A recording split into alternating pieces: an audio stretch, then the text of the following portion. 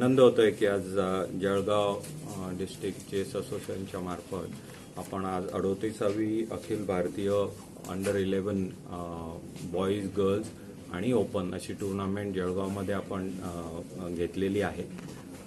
ती 2 तारखेपासून 8 तारखेच्या दरम्यान होईल।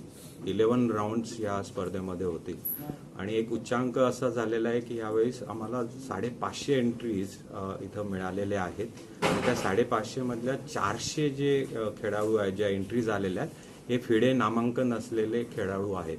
तर म्हणजे ह्या स्पर्धेचा दर्जा जो असेल तो खूप वरच्या पातळीचा राहणार आहे।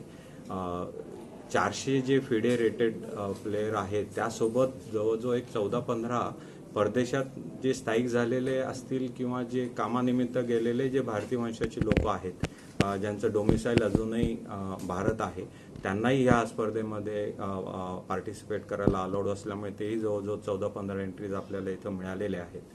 आणि म्हणजे 4 वर्षापासूनच्या यंग म्हणजे खेळाडूपासून 11 वर्षापर्यंतचे वेगवेगळे वयोगटातले मुलं मुली इथं खेळायला येणार आहेत फ्रॉम अक्रॉस इंडिया।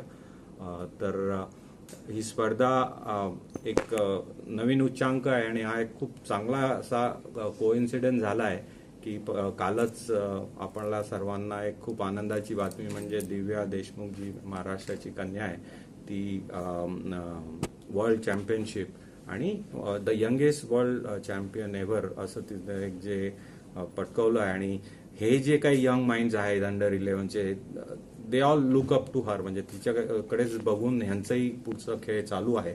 तर एक खूप चांगला कोइन्सिडन्स आहे भारत देशाच्या दृष्टिकोनातून आणि त्यामुळे ह्या स्पर्धेचं महत्त्वही खूप वाढलेलं आहे।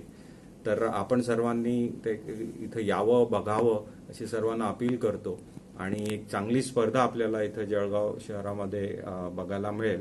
आणि या स्पर्धेच्या आयोजनाच्या मागे अजून एक आमचा हेतू जो आहे की जळगाव जिल्ह्यात चेसची गोडी निर्माण करणं आणि चेस खेळायसाठी अजून विद्यार्थ्यांनी विद्यार्थिनींनी पार्टिसिपेट करावं, हे एक अजून ऑब्जेक्टिव्ह ही स्पर्धा इथं घेण्याच्या निमित्तानं आहे। तर आपण सर्वांनाही यंग माइंडलाही ते एक इन्व्हिटेशन आहे की आपणही बघायला यावं, जेणेकरून मग तुम्हाला एक चांगल्या स्तराचं चेस खेळ इथं बघायला मिळेल। धन्यवाद।